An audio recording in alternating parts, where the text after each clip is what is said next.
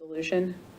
And I believe the number, do you have that number, Sean, on the top? The resolution, it's assigned once it's adopted, once the motion's made, so. Okay, I didn't know if you wanted to read that. So it'd just be a motion to approve the resolution adopting the draft fiscal year 24-25 Hayden Area Regional Sewer Board budget.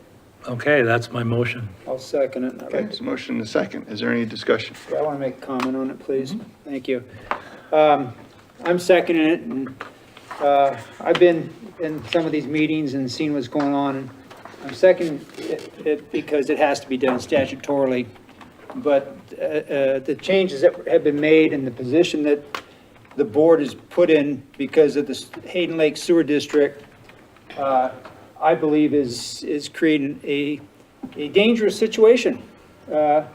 And the only reason that I'm seconding it is because basically we have to statutorily, but I feel very uncomfortable about the position that the Hayden Lake Sewer District has put the entire Harbs board and the like, the position they put them in. Okay. Any other comments? Can we get a roll call vote, please? Councilmember White, Yes. Councilmember Schaefer, Yes. Councilmember Dupree. Yes. Council President Roder. Yes. Okay, motion passes. Moving on to item 1B. This is for us to consider participation in the Kroger National Opioid Settlement for the public.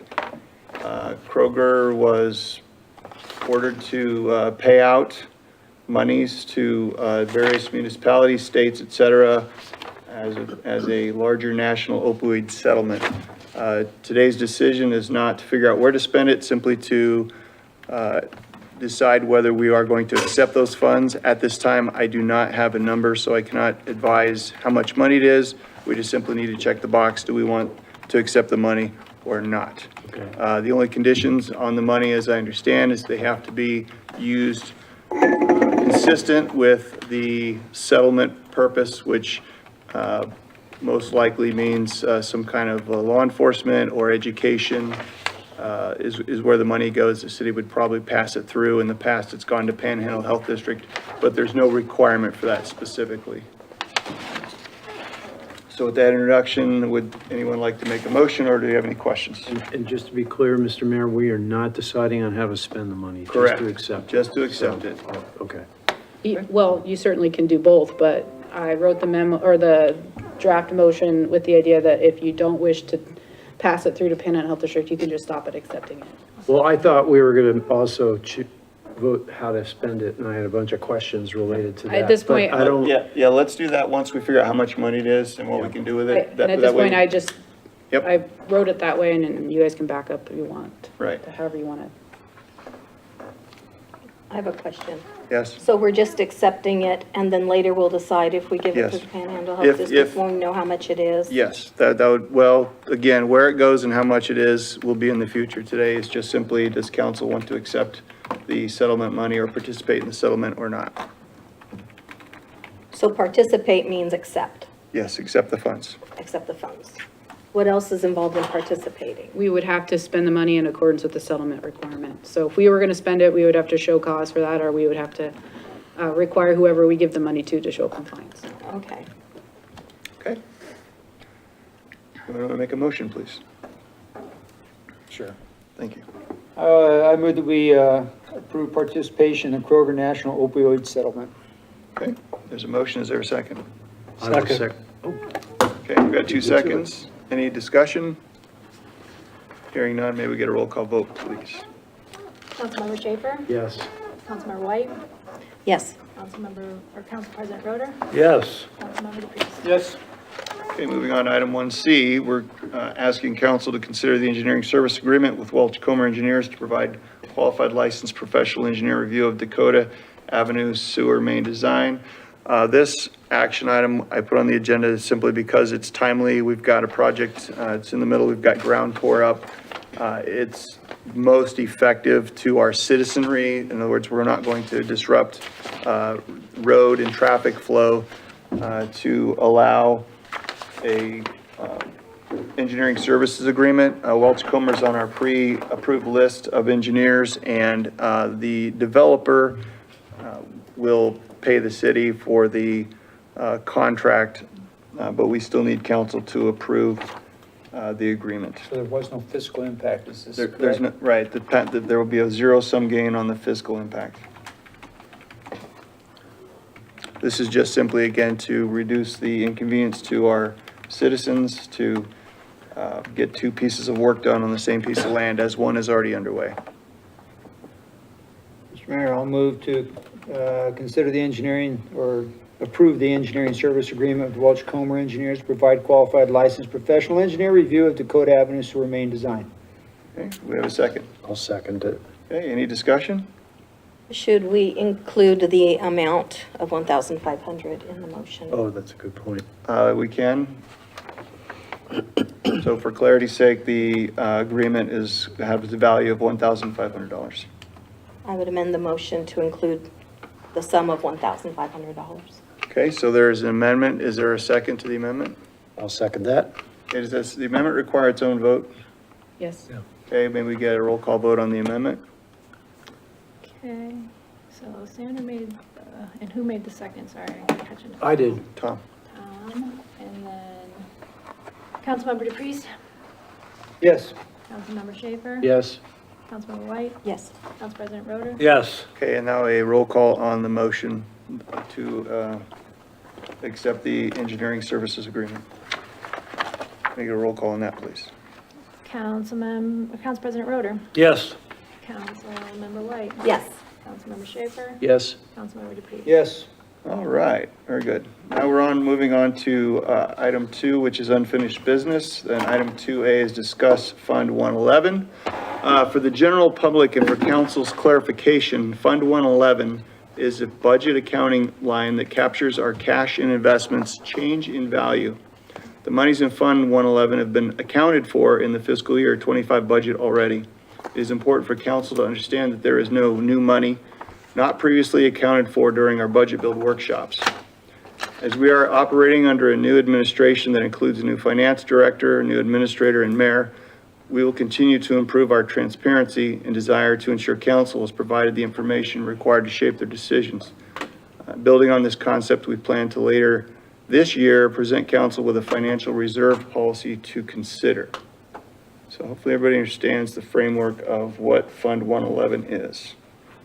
So I guess at this point, the city would like to know, what are your questions about Fund 111 that go beyond what I just explained? I have lots of questions. No surprise, right? May I proceed? Of course. Okay, so first of all, what you just read is a surprise to me, because when we did our original budgeting workshop, I recall about 100,000-ish in interest income that was on the books that I would, for lack of a better word, perceive as investment income. Now I'm hearing that the sudden realization last city council meeting that we had almost 700,000 in declared interest on investments was already part of the budget. I'd like that to be shown to me, because that's a new statement that I did not know to be true previously. Yep, and I'll hit Natasha in a second. So as we also discussed, we had a significant turnover in the city, and so we are giving information to the best of our ability as we learn it. Actually, kind of a question for council, since all but one of you, this is your third plus budget cycle.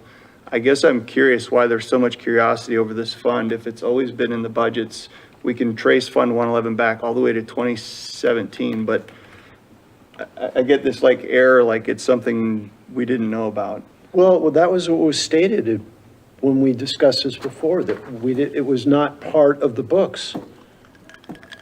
Okay, so I would. Go ahead, Natasha. I would like to, first word of caution, as we share information based on our understanding of your questions. Yeah. It is incredibly nuanced. And I'm not making that to be a sliding scale for us to give you this information and then clarify and give information. As we understand what your questions are and try to bring that thoroughly to you, you're learning on the go, right? So even the mayor and I had a conversation just a little bit ago about the importance of the words we use. So when we say it's not in the budget, that could lead to somebody thinking that it was never a part of the city's information or budget or plan in the past. And that is what I want to make sure is not the sentiments that our folks are left with. Okay. And do you feel like that's kind of what you thought you heard? To be honest with you, I have an indeterminate perspective on Okay. this matter. Yeah, that's okay. Okay, and I'm willing to be convinced Sure. that the statement I just made was wrong, but I need to be crystal clear about this. I can understand 100% why, and we're here for that. Okay. What I would, if through the end of the day, that question doesn't get answered, I would like you to tell me that so that we can prepare something that shows that. Okay. I will tell you that what I've come with today and the research that I've done isn't going to allow me in one spreadsheet to show you how it was always included in the budget. I would like to point out 2 facts. And then if that doesn't answer, we can go into preparing something that will make it crystal clear. The treasurer's report is the document that you saw Fund 111 on, correct? Yep, That has been reported in Fund 111 on the treasurer's report every single quarter since 2017. If it Okay. wasn't 2017, it was 2018. I don't know where the fiscal year falls. Okay. So we could go back and show that at least 4 times a year that's been shown to council, if not more, and that is how it's a part of our whole budget. Okay, so then the next step is when the whole year ends, whatever our total revenue is and whatever our total expenses are, we have something called a fund balance. That is the amount that we get to start our next year with. That fund balance, these revenues, the interest is included in that fund balance for the general fund. So every year when we allocate our budget and we list out all of the revenues and all of the expenses, if there is not enough current revenue coming in, we dip into our fund balance. okay, So in the budget development process, if the city has ever dipped into that fund balance, it has dipped into this money. okay, Okay, so now we've talked about how revenues related to interest are not predictable over a whole year, right, with a degree of certainty. okay, So the city has left it as a 0 budget line in Fund 111 when it budgets the next year, so that the city is not accounting on that money in its current year until we in fact know what the true balance is at the end of a closing year. The city, since I've been here, and Lisa, has not finished the 23 audit. okay, Okay, so that information will close out and show us what's in our fund balance. That fund balance will be the starting amount we can use into the future year's budget. okay, What I believe the city has done historically is that part of that fund balance has been used to fund 130. What I 130 would like- being, Which is for the capital purchases, alright. which are one-time expenses. Yeah, I'm just So that is a asking very, for- yeah, Yep. very responsible fiscal management of the city to proceed that way, so that you in fact know how much money you have. And you are not using a revenue source to build a budget that has ongoing costs within it. Because then now, well, okay, now I'm going into rabbit holes. If you want me to, I can. no, I Okay. get the picture, and by far, this is the best explanation I've heard yet. Okay, I understand now how it works. My next questions would be what is the investment capital and what is cash in the bank? Absolutely. And we can go down some of that, but what I like to share with you guys is I only have one chance to be in front of the camera Yeah. or for it to be recorded. And even if I gain your trust and I have to come back and say, oh, I have some new information, I don't guarantee that the same audience is listening a second time. Yeah, yeah. So I would like a chance to have a very thorough understanding of what your direct questions are related to those investments. And I think we were already getting ready to do that anyways. Yeah. And have a workshop where you guys can sit around the table and see what the city has done in those investments. And it will be the jumping off point that we can create a citywide investment policy. We have a couple of thoughts around that we would like to propose to you guys, and dovetail that into the reserve policy that the city needs to have. That will be the backbone by which you guys have to look back at and say, this is how we do our budget. This is where things come from. And these are the policies that city council has agreed on to direct staff to mark forward. And those are the big areas that many councils or government agencies struggle with. Because the budget process for the current year's revenue and current year expenses, that's pretty straightforward. What happens with the money that's left? And varying cities have different philosophies of how they approach that. And you're feeling a little bit of a difference in the shift of us bringing so much of that information forward. It was always been talked about, the level of detail that we're going into. I have heard is more, and so that comes with lots of questions. And we want to answer those questions. But it takes a little bit of us getting through some of that. So a workshop for the actual investments, I think, is something I would recommend and want a chance to do. That is the high level of Fund 111 and how it flows into the general fund, or how it's been used from the city. Okay. So what we'd like from council is to give us some time. We'll come up with a draft reserve policy. We can include Fund 111, more in-depth dive / get your questions answered.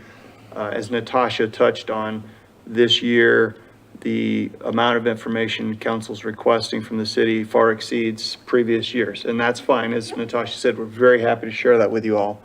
But I think a workshop where this fund is integrated into a larger reserve policy workshop is probably the most appropriate and efficient use of our time.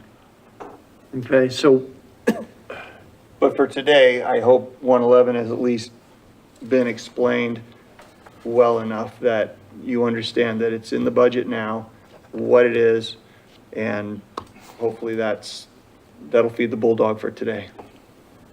You guys tell me? Yes. Question. So I was under the impression that today was to discuss Fund 111. So now it seems like we're kicking the can down the road to discuss Fund 111 at a later date. I just need some clarifying of what I understand Fund 111 discussion to be. Is at that high level, how does the city use it? What are the transactions? How can the money be used? How has the city used that money? And how does it currently flow within our budget? I would say even almost at a mechanical level.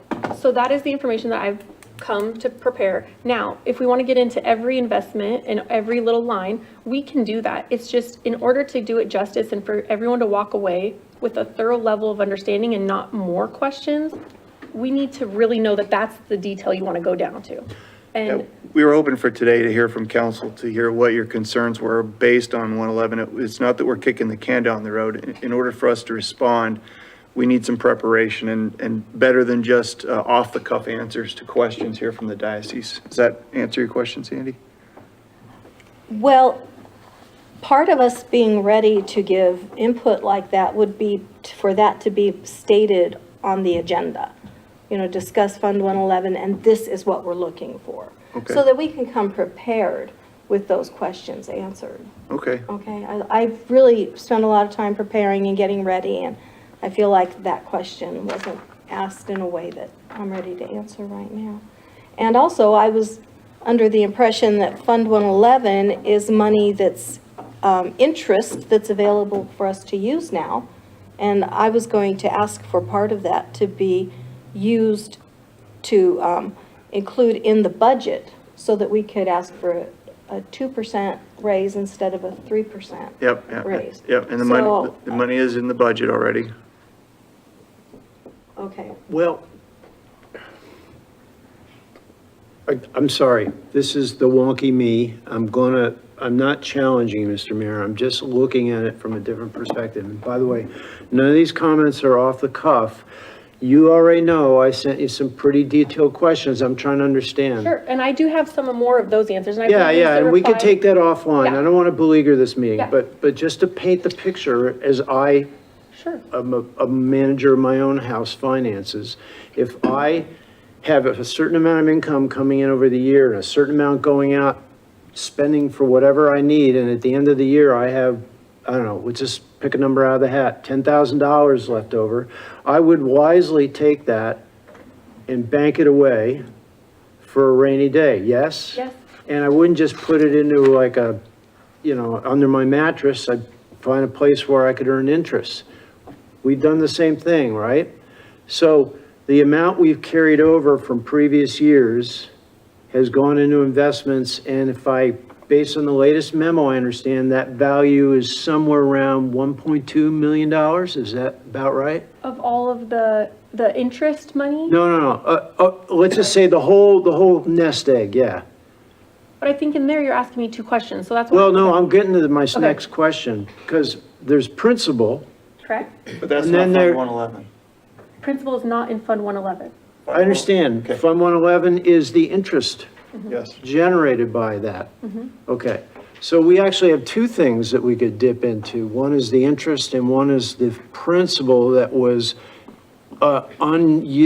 unspent revenue carried forward each year. Am I making correct I think statements? so. Okay, so the amount we could actually dip into is more than just the $700,000, right? Technically. Yes. Okay, so I've asked my questions, Okay. I've got my answers Go so ahead. far, okay? And I just want to paint a picture because the public deserves to understand this. yes. Okay, thank you. Regarding the principal and whatever, I don't want to go into what the individual investments are, but CDs, whatever the investments are, usually have maturity dates. And the Yes. question that you just brought up, what available principal do we actually have that we could dip into without early withdrawal penalty and stuff like that? Again, those are, for lack of a better term, complex calculations where if you're really going to look at this entire principal interest availability of, what is the actual availability of funds? Let's say I don't know, the maturity dates on a lot of these, whatever the investments may Right. be, may affect the principal aspect of it. I think I have a pretty good understanding of, 111 being the interest that we've received, that we actually have available for usage, however, wherever we're going to allocate it. So I guess that was my question about what, and I don't know the number of investments, but do they, and if so, how much or how many have maturity dates? So that we don't want to be we can't tap into without penalty. No, I agree with that. I left that out because I didn't want to overcomplicate. And just for clarity with the public, historically, what the city has done when they do have surplus is we've moved it to fund projects. So this money, historically, instead of being used for operations and maintenance of the city, has been used to pave roads and buy equipment and provide services that are not, again, the day-to-day services. If I may again, Mayor, and kind of tagging on what you just said, and I think I've said this before, I'm going to go off the top of my head if I'm not mistaken, our next 5-year capital improvement plan has $54 million or something like that in projected projects. And this, even, let's say it's $1 million that we have in it now. I think it's prudent that we start planning how we're going to fund those $54 million over the next 5 years, and 1/54th of a cost, I think is pretty wise to, if we've got it, to keep it, because I keep saying, using this term, eventually we're going to the people for it, or we're not going to get it done. And most of these projects are roads that people are increasingly vocal about their displeasure with the situation. We'll certainly be doing our best to not have to ask the taxpayer, and that's where, by working with city council, when we do have carryover monies, that we put them to projects that best benefit the city. Are there any other questions on Fund 111 tonight? Yes, Matt? Thank you. What I'm interested in hearing is, correct me if I'm wrong, but we have is it the LPIG fund? LGIP, Okay, that's a state fund where we have most of our money. correct. Local Principal. government investment. We also have a fund that's operated by a private investment company, Stifle or Stifle or something like that? I think that you guys might know them as FFEC, and it might have been that holdings before And there's about $1 million in there? for the general fund around. Okay, and then, so. In that investment, there's some money that's related to sewer and some money related to general fund. That's why I don't know exact, right off the top of my head, the split between the two. I can find it, though. It's, I pointed to page 4 of the 22 audit. You guys can go back and get those actuals there. So we got the LPIG, which we've done really well, because interest was like 0.01 of 1%. It was nothing. And then all of a sudden it jumped up and we made a bunch of money because of it, which was good. And then this other fund that's a private fund, then we also have checking accounts that probably bear a little bit of interest. Yes. So those are the three three classifications of, if you would say, places that we're holding money. And so my only question is, the private company, the Stifel or whatever the name of it, I'm just wondering why we don't just put that into the state fund. I know that was put in a long time ago. So this is, if, I will ask how much of this you want me to share. This is what I understand from my year's experience. I would not want to be nailed to every single detail, but this is my general understanding. That at some point around 2011, there was a strategic move where the city had some cash and it was not in doing a great return. City of Post Falls had been using a company for a fair amount of time and they were having good success. I don't know how that relationship blended here, who introduced it, but we went with the same investment firm that the City of Post Falls had been using and still is using. Those investments were set aside at some amount of money that the city thought that they could do away with for years. And those investments were put into long-term, 5 to 10 years. And just for clarity for Tom and Ed, bonds, they're specifically, they were Bonds, put yes. into bonds. Okay, Yeah. and so my understanding is that over time, that was their main investment strategy they were utilizing. LGIP was always a less than 1%. I mean, even less than 0.5%, I think. Then in the last 5 years or so, maybe even more like 3 years, that has went up to 5% interest. So the city leaves as much money in LGIP as it can. Our main banking institution is Mountain West. Mountain West even tries to get us to put more into theirs to try to get a higher interest. And we try to keep as much as we can in LGIP. So in the 10-year, 15-year look back, all of a sudden the city is having higher interests than it ever did. The other thing that's happened is we've felt a little bit of the cumulative effect of the city's efforts to save towards these bigger projects. And our revenues have increased a little bit over time, right? So we have a little bit more that we are getting an investment on. What I haven't had a chance to do, and I was just telling Lisa, I wanted to do a historical look back to see what that carryover each year has been at a 15-year run. Because I think what has happened is something that might have been to $150,000 to $200,000 has now grown and grown, and the city now has a nest egg that has been because of the strategies it has employed to get ready for these huge projects. And so with Brett leaving and Lisa coming on, all of us being new, we're trying to understand what those decisions were so that we can continue them on and not miss a beat or make a new decisions around those. So I am speaking a bit anecdotally. I want to prove that to be true.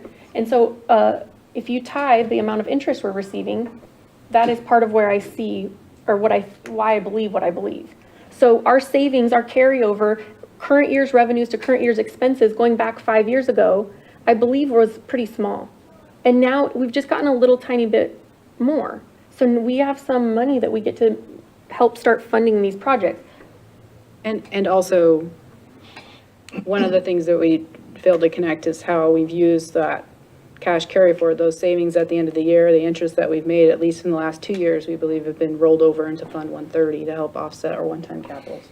That's essentially where we're saving for these large projects. You know, I think Natasha kind of just touched on it, or maybe I just want to hear it.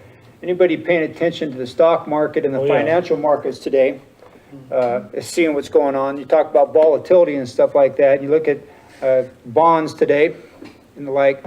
Who knows what's going to be going on here in the next couple of months? And we need to be very careful and prudent and conservative as to what we do as far as preservation of our funds for these projects down the road.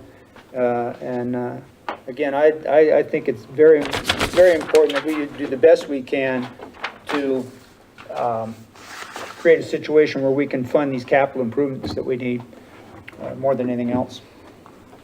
So, I wanted to kind of finish up with, I understand we have kind of three categories that we get interest from, and I just want to ask the question, is the council going to develop or try to develop some kind of policy through a workshop to decide where money goes and how much? Or is that all going to be done with administration? My understanding is that there's been decisions made around that in previous meetings, and I just, getting all of those notes yet, I don't have, but I think it would be very important for us to bring forward what decisions were made historically and when, and then how does council want to use those to move forward? Right, but my point I want to make with those three classifications, the interest rate you're going to get on checking accounts is going to be similar. So what decision is there to move from one bank to another? You have to have a checking account. So I don't see where we have to be involved with that. The $1 million in the bond fund, we only have to be concerned about that during maturity dates. What is that, 5 years? So we don't have to deal with that. So that leaves us with the state fund. We need to keep money, as much money in the state fund as possible, because that's where we're making the most money. So I don't know that we have to get deep into the weeds with this, because I don't see where we have to manage that. Unless I'm wrong. Tell me if I'm wrong. So the reserve policy that likely we would bring back in the form of a workshop would be to look at how much operating expenses we need to keep on hand so we don't fall below. Typically, they want to see a 90-day cash flow on hand. So you are meeting that. You don't end up dipping too far into your cash flow requirements for your reserve to fund your month-to-month expenses with general funds, speaking of which, and I want to be clear, I'm talking about that, not the enterprise funds. And then you might also want to acknowledge within your reserve account when you're saving for large capital expenses, how you are going to acknowledge that publicly. So if it's a carry forward on your books of, certain number of millions of dollars for a large project, that we have a process for which we would acknowledge that, so that, again, that transfer of leadership as it happens, either with council or with staff, you have that policy that goes with, so you can pick back up. That would be essentially what we would be bringing back for discussion. And, in the case where we have, right now, the interest that's being earned is presented to you, staff's doing its best to sort of roll that into next year's budget to help offset one-time capital expenses. That's essentially where Fund 130 is, we think, is being mostly funded out of. So, is that appropriate? Is that what you guys want? And that's that sort of resilience of a policy around how we go forward with expenses when we plan budget. So it's not all in the finance office or my office about how do we strategically place this. We have some feedback. This LGIP, whatever it is. Local government investment Okay. pool? Is it a fixed return or is that basically an investment group and they invest the money and then however their investments go, or do we get a fixed rate of return right now on that? My understanding is that there's a rate that they tell us that we have. Our share of the investments are then give us back our proportional share of the total. Proportional share. Right? Yeah. So it does fluctuate, but it's been, They've done well. Yeah. and it's the safest investment. Yeah, you always get cautious about investing or keeping large amounts of money in your institutions because of the FDIC reimbursement requirements. So you want to kind of be careful that you're not putting at risk the potential for loss over that 250,000. Right. So we typically what do we call it? The Spread sweep it. fund, where it will sweep in from LGIP in order to pay our obligations, and then whatever's left sweeps back out, so we don't end up potentially putting ourselves at risk. I'd like just to kind of give my summary thought on this, and that is the volatility of where we're at right now with the financial markets. We're talking worldwide. I want to be very cautious about trying to reduce this 3% that we are going to take on an increase. Because we don't know what we're going to have in the future. So I'm still in the position as, because of our low levy rate, I want to take the 3% increase, which we're allowed by law, because of the volatility of where we're at. Now, there's another factor, and Lisa mentioned this, based on our last audit, we had almost a year of reserve, which means that if we stop receiving any income, we could pay our bills, maybe not do the capital improvements, but pay our bills for about a year. We because of our low levy rate, we need to have a reserve like that. I think it's very prudent that we do that. I'm not willing to go down to 30 days or 60 days or whatever, squeeze it down to where we're just barely making it. I don't want to put staff in that kind of management position of where we're eking by. Don't want to do that. So that I guess that gives you my thought on the 3% as it relates to our interest income and our levy rate. I want to be very cautious. Council, we're kind of rolling into item 2B. Do you guys want to do that? That's the second data point I've heard that is not Fund 111 necessarily directly related. Does council have an issue with rolling on to item 2B? What's the goal of item 2B? To approve the budget publication. I don't mind jumping in if you're ready, but I want to make sure they don't have any other questions on. Yep. So if there's any questions about Fund 111, I don't want to cut the conversation short. I hope I've presented a clear plan where, again, given the amount of time we've had to digest the materials, we want to give you guys a fuller picture. We want to be able to answer all of your questions without speculation. And I think to the best of our ability, we've done that today, unless there are any other comments. Yeah, thank you, Natasha. I really appreciate you I just want. not ducking and answering all the questions. I just want to be more knowledgeable so that as there are ones that are off the fly, I didn't have to spend a week trying to get us prepared, but Yeah, time will and get just to that. be clear, on this one item, just to discuss Fund 111, Natasha and Lisa have put in a huge amount of hours on this. This is certainly unexpected, and again, while we don't mind providing the information, it is with a heavy level of effort that all this was prepared for you. So thank you to staff. Jumping. So I'm going to move to 5B, or to item 2B, is the action item to discuss our fiscal year 2025 budget publication. So, Right, so if you don't mind, Mr. Mayor, I'll jump in here. Sure. So when staff presented to council the budget publication, we informed you that we were doing our best to try to estimate new construction values, and admittedly, coming from a smaller community that didn't have large amounts of new development, we could get pretty close to our estimation.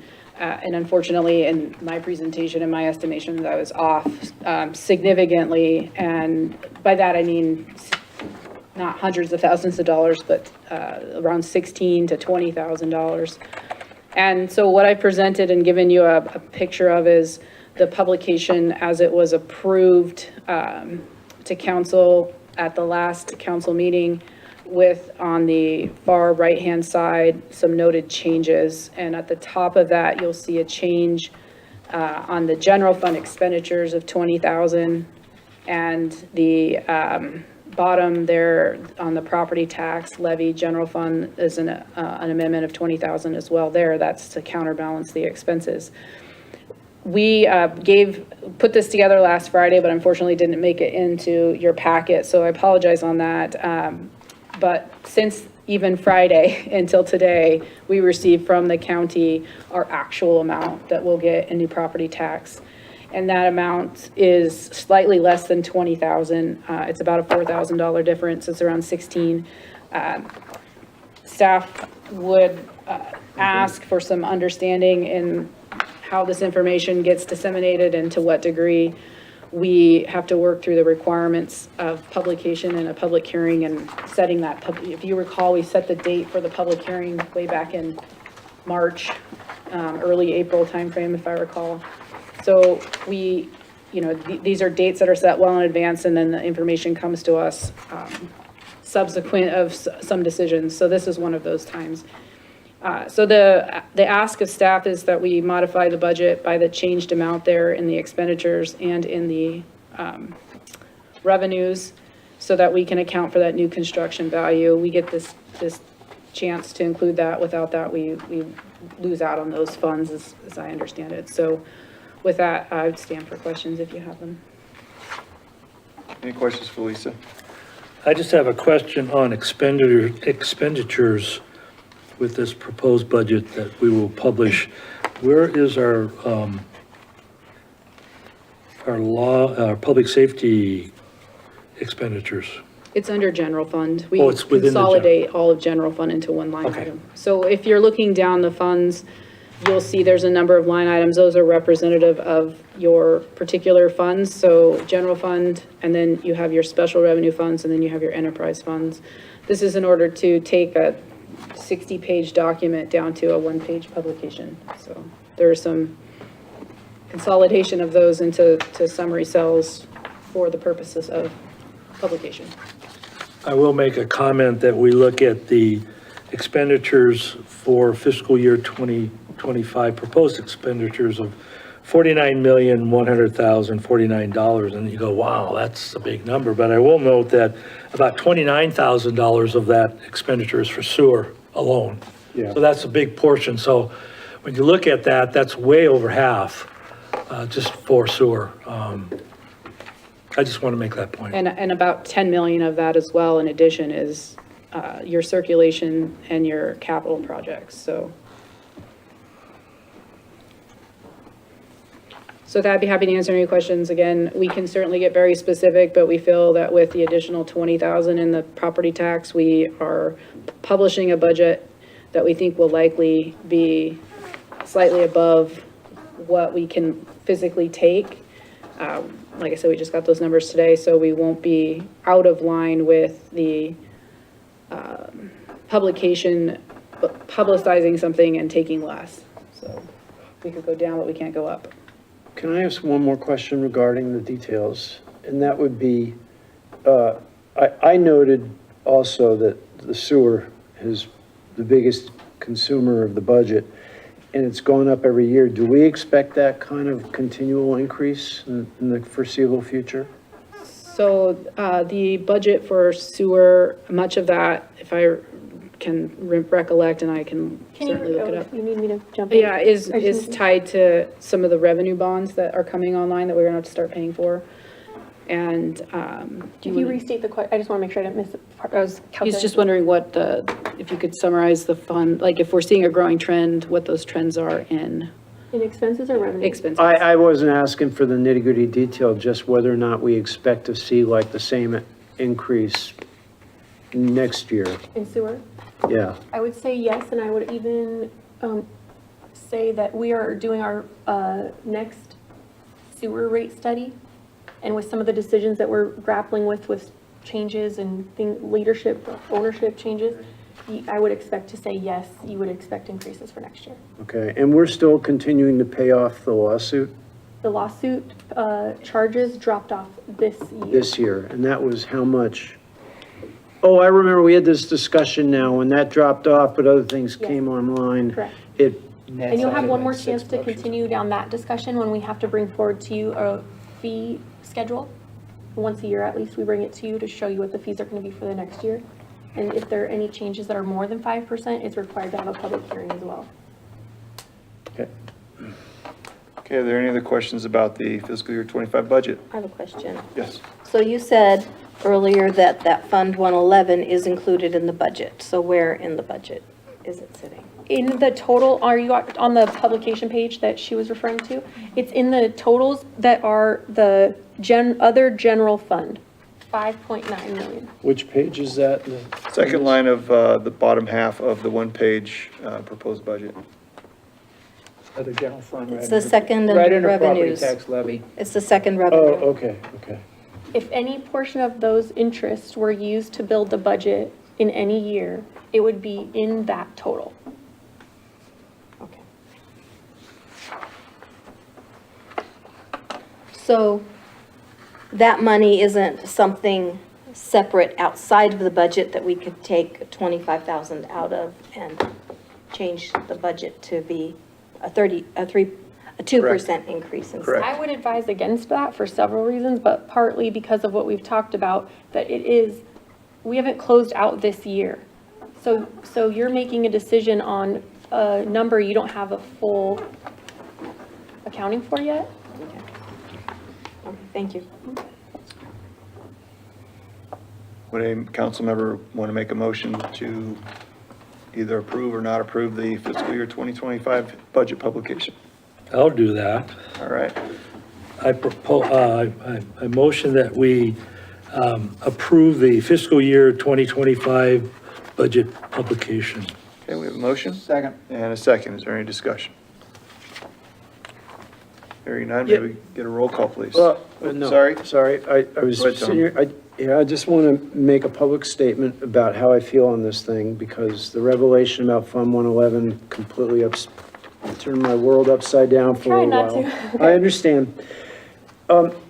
I agree with all the statements being made on council today. I agree with any kind of effort we could show in good faith to not take the 3%, because we've had discussions that the economy is souring, and I've been expecting that, and it's probably going to get worse, and people are going to have to tighten their belts more. But then on the other hand, I also believe it to be true that 3% is probably not going to be able to keep up with inflationary impacts to the city's budget. So I also agree with Councilman DePriest on his statements. So I wanted to say this just because I see both sides, and I have struggled with this since we started talking about the budget. And I would hope that if we take the full 3% this year, that we remember this day, and then maybe next year, if things are not as rosy economically as they are right now, that we consider not hitting up the taxpayers next year because of these issues. So that's all I want to say. Tom, I'm sure you'll agree with me, and I'm sure everybody on council feels the same way. Nobody wants to raise taxes a nickel more than we have to. I know that. Okay. I know that. Well, but I mean, I want the public to hear that, because there's nobody on council that's here to push taxes up. We just have to struggle with the realities of running a city, and that costs money. Can we get a roll call vote, please? Councilmember White, No. Council President Roder, Yes, Councilmember Schaefer. Yes. Councilmember DePriest. Yep. Okay, that is all of our unfinished business. I am going to call this meeting adjourned. You don't have to take a roll call?